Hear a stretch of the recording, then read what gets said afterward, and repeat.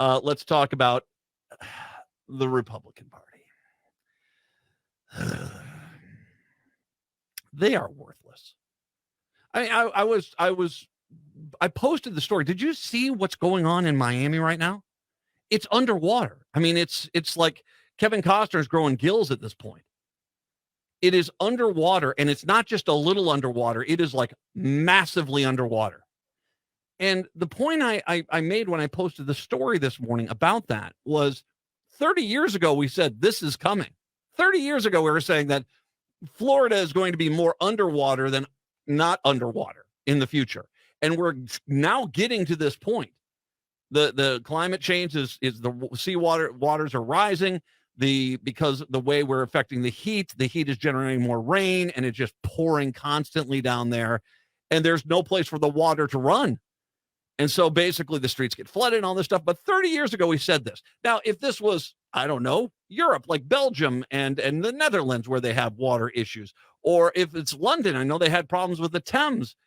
They spent millions, if not billions of dollars initiating projects that would, prevent the major cities from flooding and would be able to pump the water out when the cities got there. And they don't seem to have nearly the problem that Miami does, because Miami was, the state of Florida was a bunch of Republicans saying, we're not going to help these people. Climate change is a myth.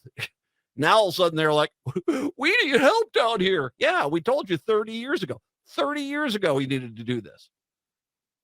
And, you know, not only did you do nothing about it, you're not going to help these people out. The state is built on the idea of screw you, you're on your own. You know, we give you, you come live here for nice weather. We're not going to help you when a natural disaster hits. And so, you know, get ready for a whole bunch of people from Miami trying to, you know, outdo each other with their GoFundMe page. You know, this is one of the saddest parts of our modern society, frankly. And I say, you know,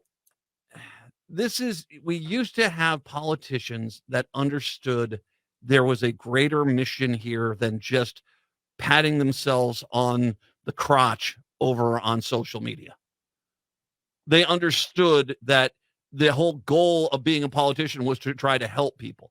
It's one of the things that's lost. The Republican Party has been replaced not by people that want to help anyone else, people that they're opportunists that want to jam as much money in their pockets, in their friends' pockets, while at the same time cutting every service. I'll never forget the state of Texas when their power grid failed because of Republican mismanagement. As opposed to saying, I'm sorry, we need to fix this, we're telling its own residents, Republicans were telling its own residents, maybe you should die as a betterment for the state. Once again, because they mismanaged the power grid, the consequence was death for their own supporters. Unbelievable. So they're worthless when it comes to trying to help out the American people, their constituents. The problem is, of course, their constituents, the main goal for them isn't competent leadership. It's the feeling like the people they've elected are going to punish their perceived villains. That's all these people have become. I mean, and it really is sad and unfortunate, but this is who they are. Then there's the showboat stuff they try to do to make it seem like they're standing up for something, which gets us to this. An overwhelming majority of House Republicans voted to have a memorial to Confederate soldiers reinstalled at Arlington National Cemetery, drawing a sharp rebuke from the Democratic leader, Hakeem Jeffries, the highest-ranking black lawmaker. The vote on Thursday was on an amendment to the annual defense policy bill that's seen as a must-pass piece of legislation. It would have required the Secretary of the Army to reinstall the memorial on its original location in the nation's most celebrated military veteran graveyard, and not designated as anything other than a reconciliation memorial or a monument. Now, first of all, from the bottom of my heart, screw you. Okay. As a veteran of the U.S. Army, let me make sure you understand what Arlington is. Arlington is Robert E. Lee's old residence. When the Civil War started, because he was a traitor to the country, we confiscated his land, and then we turned it into a national cemetery so that he would never forget what he did. That his land in Arlington was now filled with the corpses of soldiers he killed. He, through his orders, killed, betraying the country. The Confederates were not our brothers in arms. Screw that. Now, I do feel sorry for the poor whites because they were manipulated mightily by the wealthy white slave owners of the South, but they went along pretty freely. Let's not make sure anyone's missing my point.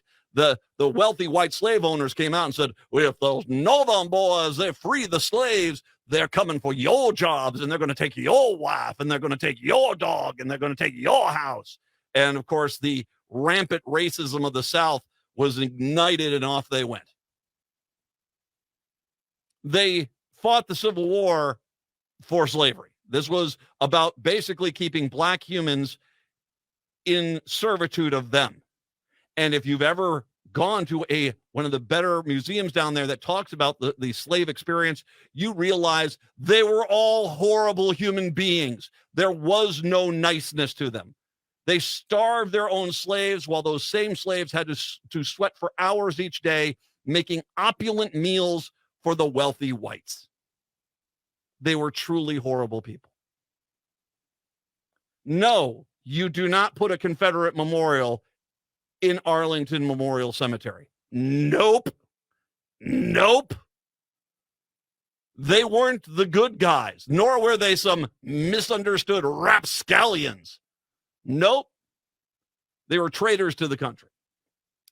The amendment, though, failed to get a majority. Go team go, as Democrats voted unanimously against it and were joined by 24 GOP members. 192 Republicans, 87% of the party voted in favor of supporting the enemy of the United States in the Civil War. What's the rationale, said Jeffries. He asked, dismissing arguments proponents had made about the historical role of the monument. What Confederate tradition are you upholding? Is it slavery, rape, kidnap, Jim Crow, lynching, racial oppression, or all of the above? What exactly is the Confederate tradition that extreme Make America Great Again Republicans in 2024 are upholding? Representative Andrew Clyde, apparently getting his sheets washed, the amendment sponsor, said on the House floor that the memorial had been intended to help bring America together and had historical significance. Let us unite among the destruction of our history. Let us fight for the principles of healing and unity, which is exactly what this memorial was created to accomplish. Because, that's how we celebrate all the villains that we took on. That's why everywhere you go, there are memorials to the Nazis in town. Oh, wait, we don't have those? Oh, okay. Any memorials to the Germans from World War I? Or any memorials to the 9/11 terrorists? No, we don't have those, do we? Why? Because they were enemies of the United States. Please stop. I am tired of this. This should have never been allowed to come back. The Confederates were the bad guys, and the United States were the ones they attacked.